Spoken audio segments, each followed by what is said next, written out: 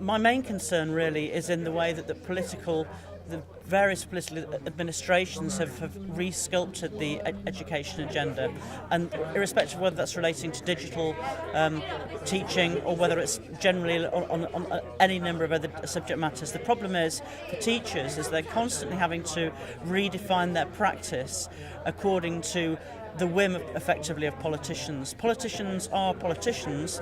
They're not educationalists. They're not people who are skilled in understanding the digital sector, or indeed many other sectors.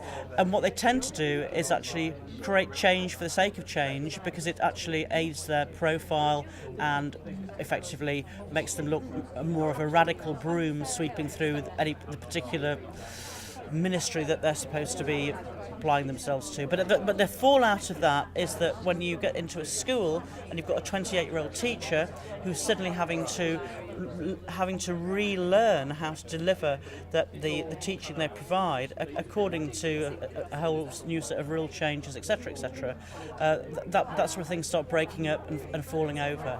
And it's why a lot of young people who've come into the profession for good reasons, because they're vocationally motivated, because they're gifted as teachers, are actually leaving our profession because they're being manipulated by bad systems that don't deliver appropriately and that are being created by people who are not educationalists. I think effectively that politicians aren't the right people to be making the decisions. They're not.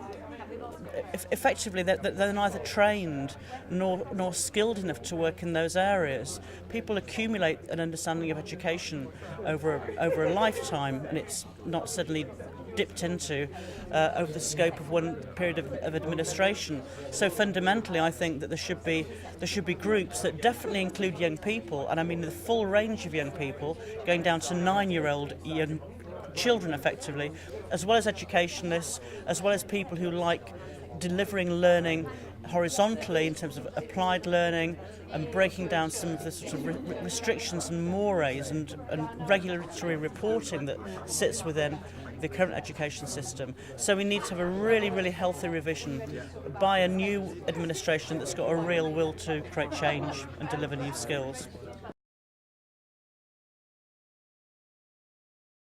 The top 3 things that I believe need to be included in a revised vision of education are the incorporation of applied learning, so people can understand where the skills that they acquire can finally end up in a real life scenario. I think there should be more child-led learning, because young people, particularly in our digital sector, in the creative and digital sector, are continually educating themselves. It's a question of how we actually find a way of creating links between child-led learning and the required formula of learning and advancement, so that they can be progressive. And that's a big ask, but that's very, very important. I think there needs to be, within the education system itself, there needs to be less onus on reporting and aspirational target setting, and therefore the relationship between funding and SATs and test result rates. And there needs to be more focus on child-focused experiential learning that's contemporary and not mired in Victorian systems.